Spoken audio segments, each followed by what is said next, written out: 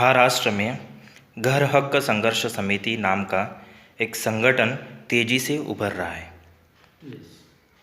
संगठन शहरी और ग्रामीण दोनों जगह घर हक संघर्ष का नारा देते हुए समाज के शोषित वर्ग के घर को लेकर व्यवस्था के साथ लड़ रहा है। आज हमारे बीच इस संगठन के अध्यक्ष श्री हीरामन पगार और संगठन के मुख्य लीगल एडवाइज़र एडवोकेट उत्तम जागीरदार मौजूद हैं। आइए इनसे समझते हैं कि घर हक का संघर्ष समिति यानी घर अधिकार के लिए ये लड़ाई किस तरह से लड़ रहे हैं। सबसे पहले बताइए कि संगठन के शुरुआती दिन, संगठन का शुरुआती दौर कैसा था? ये जो सवाल आपने पूछा है, जब नई मुंबई और बम्बई परिसर में लोगों के घर तोड़े जा रहे थे और सभी राजकीय पक्ष दुर्लक्ष कर रहे थे, उन ध्यान नहीं दे रहे थे, लोगों ने खुद संगठन बनाना शुरू किया और इसकी जवाबदारी उत्तम जी के और हमारे ऊपर सौंपी। फिर हम लोगों ने लोकशाही ढंग से एक ऑर्गेनाइजेशन खड़ा किया और जोरदार आंदोलन आज़ाद मैदान से लेके महापालिका हो, जिला स्तर हो, जहाँ भी हो, म्यूनसिपालिटी हो, वहाँ लोग हमको खींच के लेके गए और आंदोलन लोगों की खुद की गरज बनी और हमारे पास उसका नेतृत्व आया और हम ये काम कर रहे बीते 2 साल से। ये संगठन ने, जैसा आपने कहा, जोर पकड़ रहा है, ये बात सही है, क्योंकि जुलाई 28 को एक जोरदार फटका महाराष्ट्र शासन को इस संगठन ने दिया। अच्छा। और जब तक मंत्री यहाँ आके मिलेगा नहीं, तब तक लोग उठने को तैयार नहीं थे। ऊपर से बारिश गिर रहा था और इस मोर्चे के लिए कोई बड़ा फाइनेंसर नहीं था। लोगों ने चादर डाल के 2-2 रुपया जमा करके ये मोर्चा का खर्चा उठाया। ये पहली बार ये झोपड़पट्टी और बेघरों के इतिहास में ये चीज़ हुआ है। तो इसलिए ये संगठन जो बनाने वाले लोग हैं, जो इफेक्टेड लोग थे, जिनके घर तोड़े जा रहे थे, उन्होंने खुद ही संगठन को माना जी। महाराष्ट्र सरकार की हाउसिंग पॉलिसी क्या है? महाराष्ट्र गवर्नमेंट की पहले अथॉराइज या मान्यता प्राप्त हाउसिंग पॉलिसी 2015 में आ गई। उसमें और बहुत सारे तबकों के लिए कुछ कहा, मगर समाज का जो गरीब तबका है, जो झुग्गी झोपड़ियों में रहता है या शांति मार्केट में रहता है, उनके लिए कोई पॉलिसी है ऐसा तो नहीं चलता। हाँ, मुंबई और चुनिंदा शहरों में एसआरए की पॉलिसी उन्होंने लागू की, मगर एसआरए की पॉलिसी जिन्होंने इम्प्लीमेंट की है आज तक, वो रहे हैं बड़े विकासक बिल्डर्स और वो पॉलिसी प्रो बिल्डर्स रही है, यूँ आमतौर पर कहा जाता है। और समाज के पिछड़े हिस्से के आदमी के लिए कोई पॉलिसी शासन की है ऐसा मानना बहुत मुश्किल है। जी। देखा जा रहा है कि बड़े पैमाने पर प्रशासन झोपड़ियाँ तोड़ रही है। लगभग हर शहरों में ये देखा जा सकता है। तो ये जो झोपड़ियाँ टूट रही है, इसका विकास से संबंध कैसा लगाया जा सकता है? हाँ, ये बेशक इसका संबंध विकास से है, क्योंकि जब शहर बसता है, शहर का निर्माण होता है जी, तो शहर को बनाने वाले जो लोग हैं वो हमेशा और एसेंशियली गरीब तबके से होते हैं और वो अपने ग्रामीण घर खेतीबाड़ी छोड़कर मजदूर होकर शहर में आते हैं और शहर में बसते हैं और उस शहर को बनाने की शुरुआत होती है। जैसे कि जब मुंबई में कपड़ा गिरनी, कपड़ा मिल्स या रेलवे या डॉक्स ये जब बनने को शुरुआत हुई, तो इसको लगने वाली जो श्रम शक्ति है वो महाराष्ट्र और भारत के दूर कोने से मजदूर यहाँ आते रहे, बसते रहे और इंडस्ट्रियली जैसे मुंबई डेवलप होने लगा, तब गवर्नमेंट को ज़रूरी नहीं लगी कि इनके आवास का प्रबंध करे, तो BIT चार्ज बनी उतनी ही रही, बाकी फिर झोपड़पट्टियां मुंबई में विस्तारित होने लगी। अब इसी के साथ मुंबई शहर के निर्माण के साथ मुंबई का निम्न मध्यम वर्ग भी पैदा होने लगा और उनके आवास के लिए गवर्नमेंट ने फिर हाउसिंग बोर्ड और उसके बाद म्हाड़ा का निर्माण किया और मध्यम वर्ग के लोगों के आवास की सुविधा की। अभी मुंबई के विकास में एक सैचुरेशन पॉइंट आ गया है और अभी ज़्यादा श्रम शक्ति की यहाँ ज़रूरत नहीं है, तो यहाँ अभी लोग नहीं आएंगे, आने नहीं दिया जाएगा।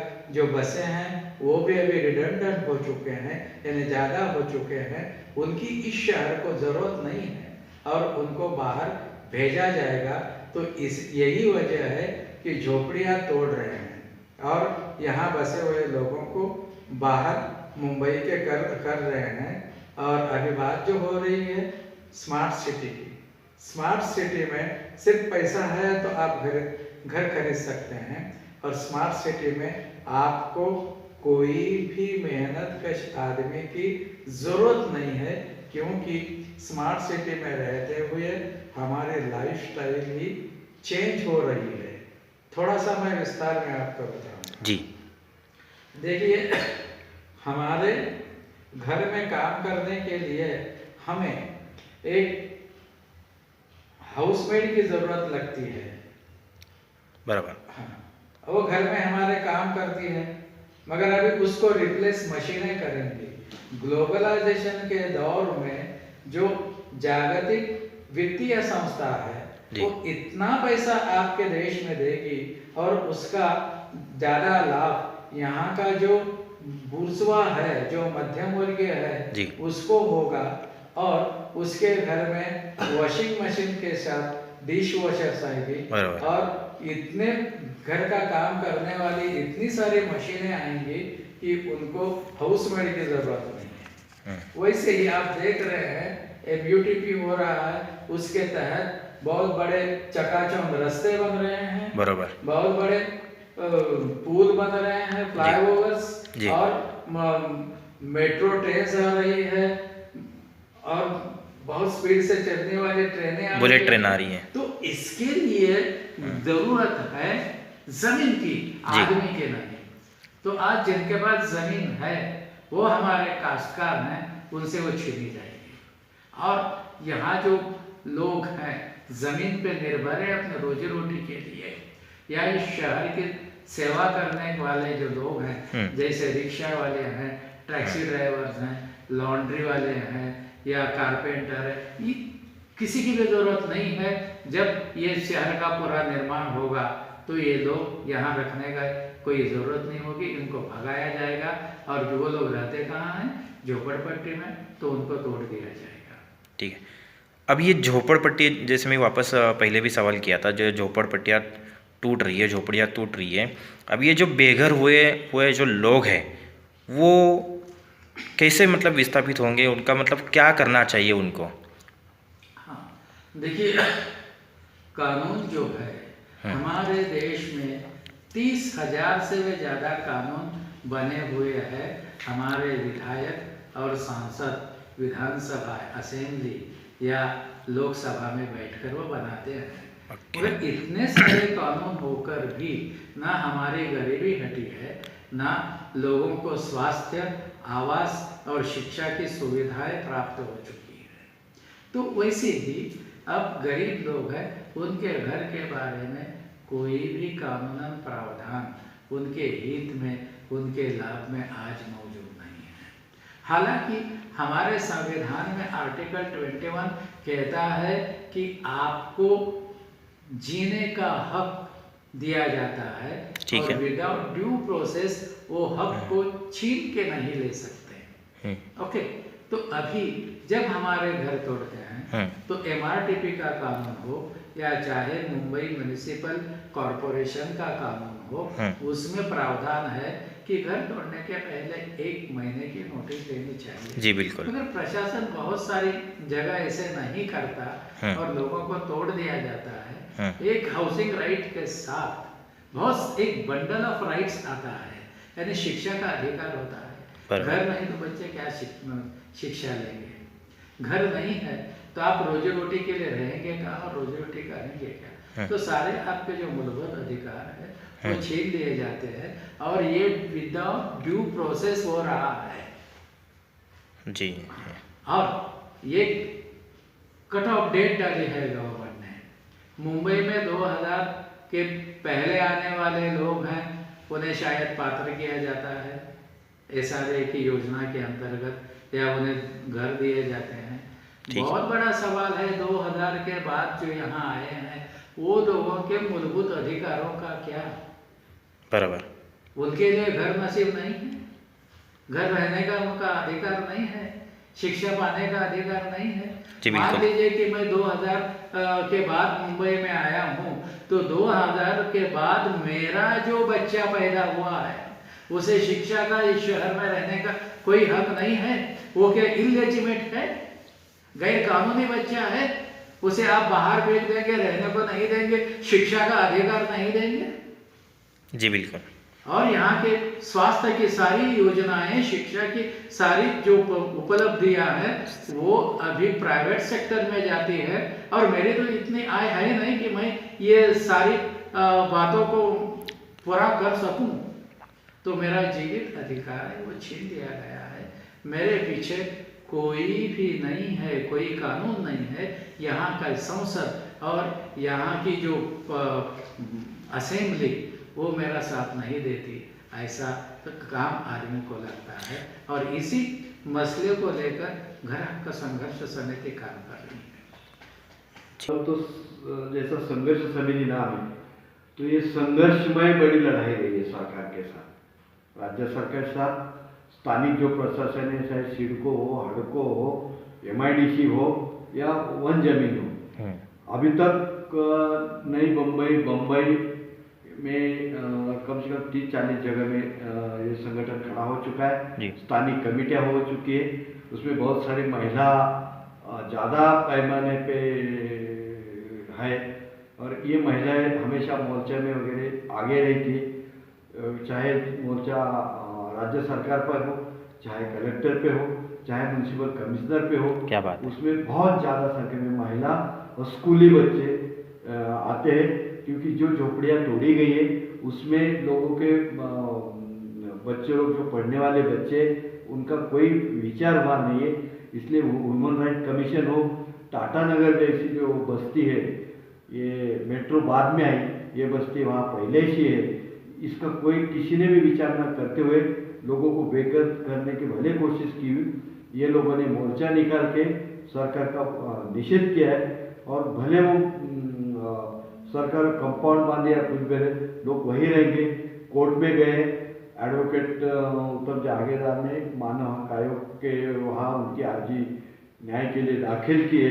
अगर ये सब करने के बाद भी लोग अगर न्याय नहीं मिलता है तो पता नहीं लोग आगे चल के क्या करेंगे, फिर वो संघर्ष किस प्रकार का होगा, फिर झंडे का भी होगा और डंडे का भी होगा, ऐसा लोगों का कहना है। हम लोगों ने अभी तक लोकशाही ढंग से शांति से अपील कर रहे हैं, मगर आगे चल के ये हमारे हाथ से बाहर चला जाएगा, क्योंकि लोग आत्महत्या न करते हुए शहरों में आए पेट भरने के लिए। जैसा अभी उत्तम साहब ने कहा है कि यहाँ नैसर्गिक मार्केट होता है नौकरियों का, लोग जरूर यहाँ आएंगे। स्मार्ट सिटी बनाने वाले लोग गरीबी लोग होते, ये कोई टाटा बिरला अंबानी का घर में कोई आदमी आया मजदूर पार्टी लेके, वो हिसाब से अगर सोचा जाए तो ये मजदूरों की ये स्मार्ट सिटी को जरूरत है, मगर उनको स्मार्ट सिटी चाहिए। ये मजदूर वो का रहने का बंदोबस्त नहीं करेंगे, उनका वोट चाहिए, वो आमदार बनेंगे, खासदार बनेंगे, नगर सेवक बनेंगे, मगर पूरे देश के अंदर पर्टिकुलर महाराष्ट्र जहाँ ज़्यादा आर्थिक विकास हो रहा है वहाँ ये लोगों को बेकानूनी घोषित किया जा रहा है, और इसका विरोध लोग बड़े जोरदार से कर रहे हैं। जी, पूरे देश भर देखिए, घर एक ऐसा मुद्दा है जो हर किसी का एक सपना होता है।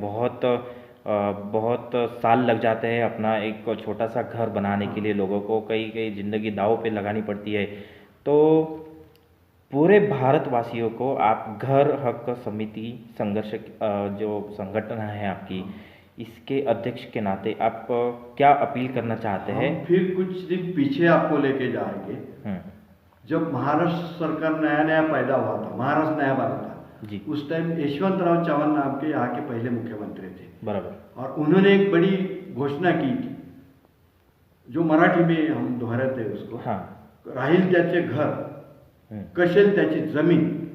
पण आता जे महाराष्ट्राचं सरकार आहे हे पूर्णपणे त्या यशवंतरावांनाही विसरलं, त्या वसंतदादांनाही विसरलं आणि ते आता अदानी, अंबानी आणि हे जे नवश्रीमंत आता टाटा बिर्लाचं नावच मतलब घ्यायला आपका कहना है कि उद्योगपतियों के साथ सरकार ने आप अपनी उद्योगपतियों के हित में काम करने वाली है हाँ सरकार. मतलब नीतियों को उद्योगपतियों के Yes, हित yes, yes, हित बराबर, के इसमें बराबर. किया जी।